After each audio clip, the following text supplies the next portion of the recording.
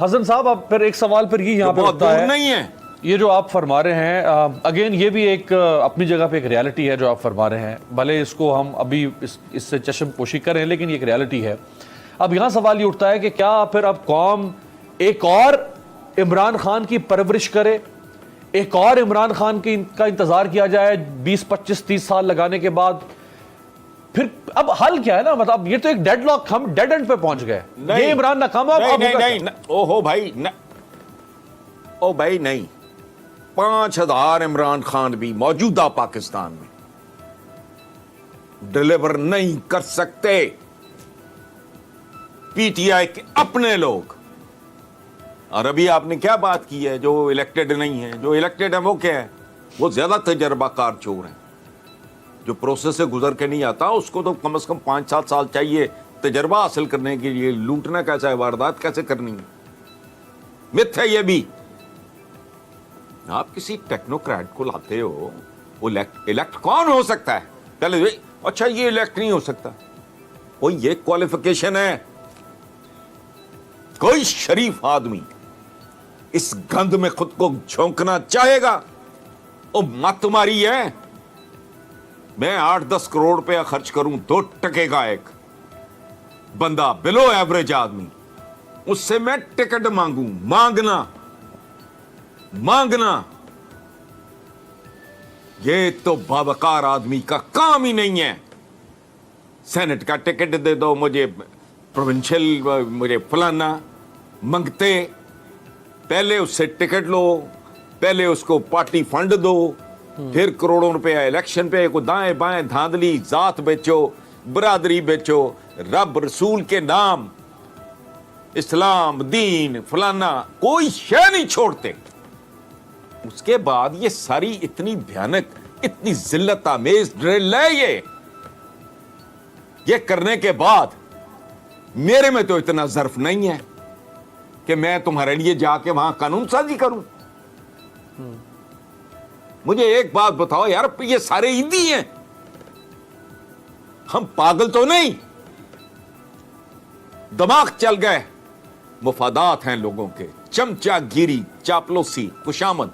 और आप कहते हो कि टीम वो इंपोर्ट करे। अब यही मटेरियल है। पीटीआई के चंद लोगों के बारे में आज मैं ताजियत के लिए गया था, एक जगह बातें हो रही थी और उनमें से 2 को मैं जानता हूं जाती तौर पे। कब्जा ग्रुप पे लाहौर के, सुन ले पीटीआई, मेरे साथ आके बैठे। और सालसी हुई, महमूदुर रशीद बैठा, असलम इकबाल बैठा, गवर्नर पंजाब के नॉलेज में है, नतीजा 0, नंगा चिट्टा कब्जा है। क्या बात कर रहे हो?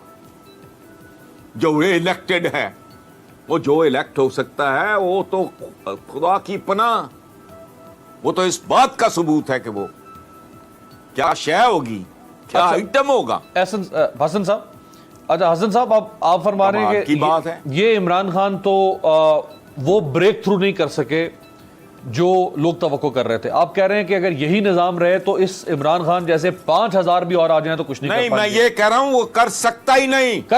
हाँ जी, यानी 5000 भी आ जाए तो वो भी इस निजाम में रहते हुए कुछ नहीं कर सकते। अब जब ये बात एस्टैब्लिश हो गई है, नहीं कर सकते कि ये निजाम कर सकते जी, कि ये निजाम जो है नहीं कर सकते। ये निजाम एक ऑक्टोपस की तरह है जो जकड़ लेता है, जो नहीं करने देता। जब ये बात एस्टैब्लिश हो गई, ये बात खुद इमरान खान को भी पता चल चुकी होगी कि 2.5 साल में मैं करना चाहता हूं, कुछ नहीं हो पा रहा, मेरे हाथ पांव जकड़ लिए गए। तो अब वो इमरान खान पर बैठे क्यों है इस कुर्सी के ऊपर? वो कोई बड़ा ऐसा कदम क्यों नहीं उठा पा रहे जिसको आप कहते तेजाब से गुसल दो, शिफ्टें लगाओ, भाई कुछ तो करे ना वो। ये स्टेटस को चलाने से क्या फायदा पर इमरान खान को? ओ यार नहीं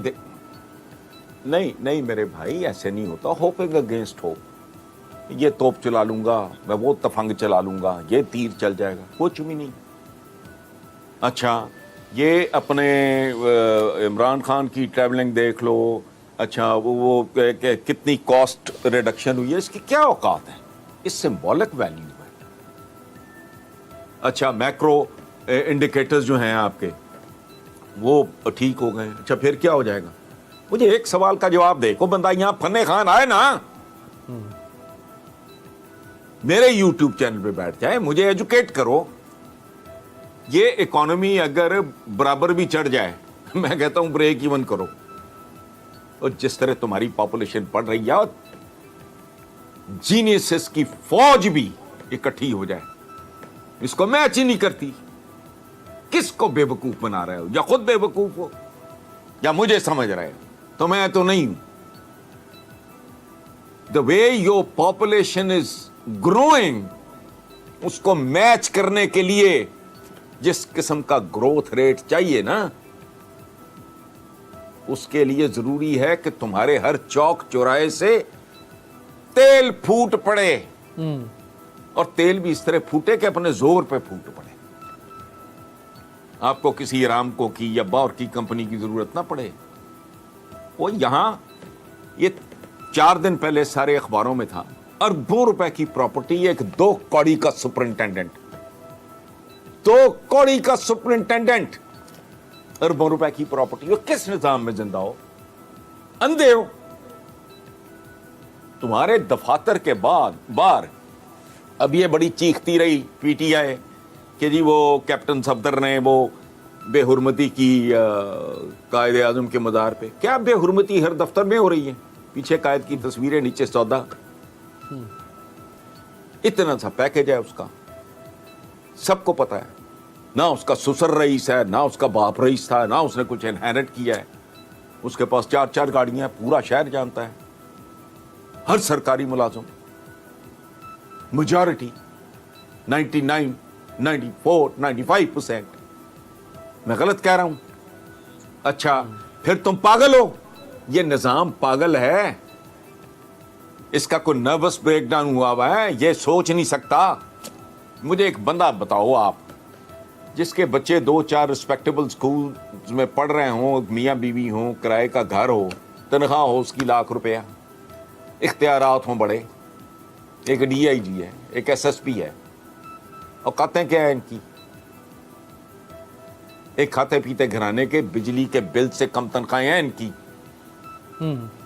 जो हराम खोरी नहीं करता, हराम कारी नहीं करता, जेन्युइन रिकॉर्ड पे जिसकी इनकम मौजूद है उसका, और वो को हेरा फेरी नहीं करता, बिजली चोरी नहीं करता, को टेम्परिंग नहीं कर रहा, तो 80-85 हज़ार से लाख से कम का बिल नहीं है भाई।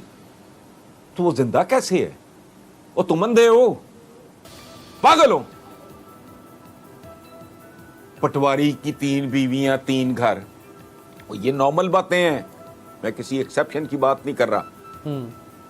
एक एसएचओ है, उसका टेक होम क्या है, उसके बच्चे कितने, बीवी कितनी, बच्चे कहां पढ़ रहे हैं, ससुर क्या है?